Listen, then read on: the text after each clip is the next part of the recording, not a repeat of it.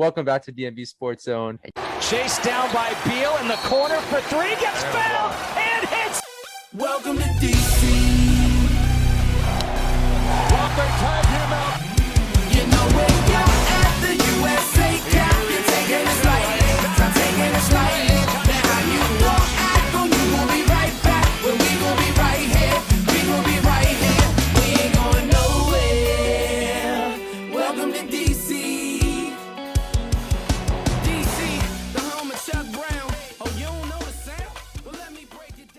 Howdy y'all, it's your boy Nati with another video for the channel. Welcome back to DMV Sports Zone.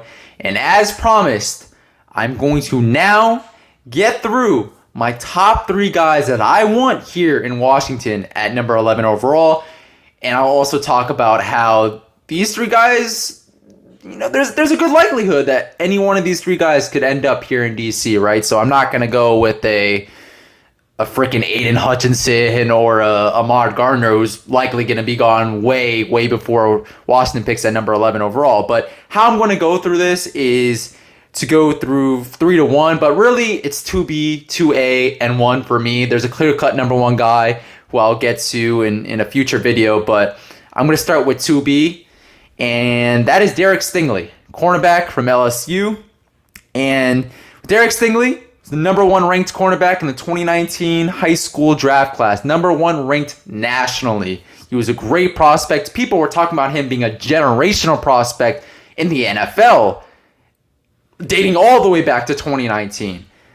And to be honest, he put a lot of that reputation on the field, and he showed the talent that he had. I mean, he had an insane rookie season. I don't remember the last time we've seen as great of a rookie season out of a cornerback in college than Derek Stingley in 2019, man. He had 6 interceptions, 15 pass deflections, 38 total tackles. He was great both in pass coverage, also wasn't afraid to get his nose dirty in the run game and stopping runners in the backfield.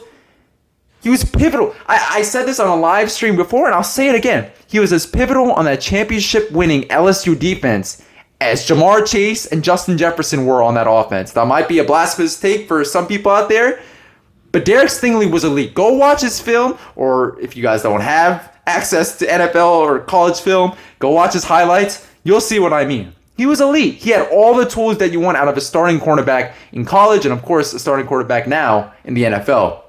Speaking of Jamar Chase and Justin Jefferson, he also had to play against them in practice every single day, every single week. And coaches raved about his ability to lock them up. Maybe not necessarily lock them up completely, but limit them in practice. And he held his own, dating back all the way to his first practice snaps at LSU. There's reports, there's stories out there. You guys can find them online. Coaches raved about him. And after the 2019 season, I remember very specifically reading this Bleacher Report article. I think it was in January 2020, right after LSU won the championship. I think the title of the article was something like, or it was a sense that like NFL scouts, they're salivating over Derek Stingley and what he brings to the table. Like he's a can't miss prospect. There was all this talk about how he could be that next great cornerback in the NFL, right? We've had a Patrick Peterson, we've had a Jalen Ramsey, we've had all these guys come through the NFL, and Derek Stingley potentially could have been another one. Funny enough, another LSU alum, right?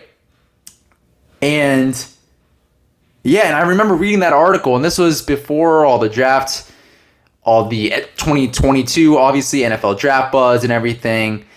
But since that article, he's had a rocky, to say the least, tenure at LSU. Let me say that. 2020 and 2021 came, and in 2020 he played in 7 out of 10 LSU games, right? Because remember, LSU had a shortened season because of COVID, and he was pretty off and on, right? Pretty off and on a 5-5 LSU team. Obviously, they did not reach anywhere near the heights that they reached the season prior, and I think the loss of Joe Burrow and Justin Jefferson had a lot to do with that. And I think Jamar Chase also opted out of that season, if I'm not mistaken. So there was a lot of losses on that LSU team. He was hampered by injuries. And to be honest, there was reports about him not showing 100% effort on every single play, which, I mean, even NFL cornerbacks kind of do, if we're going to be honest, but that's not something that you want to see out of a guy on the collegiate level. So that's definitely concerning. And in 2021, he only played 3 games. He suffered a Lisfranc injury that essentially sidelined him for most of the season, right? He only played in 3 games on that LSU team, that abysmal LSU team. And yeah, now here we are. We have a 6'1", 195-pound prospect who ran a 4.37 40-yard dash at his pro day. Scouts are still salivating over the tools that he brings to the quarterback position.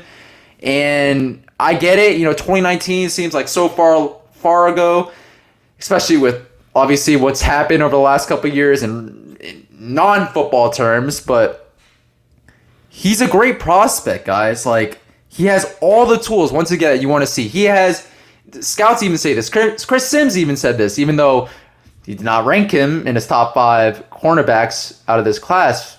It's a little noteworthy there, but even Chris Sims said he had some of the best hips at the cornerback position, some of the best change of direction at the cornerback position he's ever seen. Right? He has, again, all the tools that you want out of the cornerback position to be the next stud at the position in the NFL. The injury has been injuries. Or I'm sorry, the problem has been injuries over the last couple of years. But I think, now there was reports a couple of days ago that he's about, if not already at 100% from the Lisfranc injury. And I think his effort issues might not necessarily be as great as they were in college, just because he's at the NFL level. He said in one of his pressers, I think it was at his pro day, that he said his why for playing football is wanting to be the best football player ever, period. That's literally what he said, word for word. And he would be a great addition to this Commanders team. We obviously have Kendall Fuller, who I talked about on our previous video. We have William Jackson III. We do have Benjamin St-Juste, although if he sustains one more concussion, man, I don't know.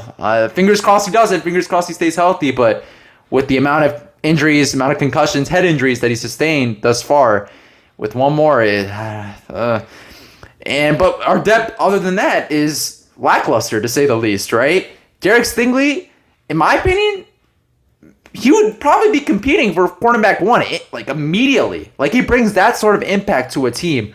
And he would definitely give Kendall Fuller a run for his money. And I just think, for the people out there who say, why are you going to pick a cornerback at 11, especially, when he's the second best cornerback behind Amar Gardner? I already mentioned 2019 and what he brought to the table and how he was a generational prospect coming into college.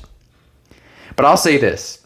In a pass-happy league, for as much as people want a receiver using the pass-happy rationale, I can use the pass-happy rationale to reason that you can never have too many cornerbacks, too many good cornerbacks in this league, right? Like last year, we had talented cornerbacks, but to be honest, they didn't put it all out on the field every single week. And I think with the stable of Derek Stingley, Kendall Fuller, William Jackson III, Stingley is probably going to be a cornerback 1 of the future. That's elite, right? That will help us contain the Devontae Smiths of the world on the Eagles, right? The Giants, they got problems, but maybe a Kenny Golladay in a resurgence second year for New York. And then the Cowboys, even though they lost Amari Cooper, they still have CeeDee Lamb. Michael Gallup should be back and sort of healthy right this season. You obviously have the quarterback, Dak Prescott, as well. I just think it would put us in a very great position to have a super elite defense. And I know the fact that our schedule will definitely lighten up from last year will help in the sense that our defense will probably play better. But I think adding a piece like Derek Stingley Jr. will just solidify our defense as a top flight, maybe top 5, top 10 unit, right?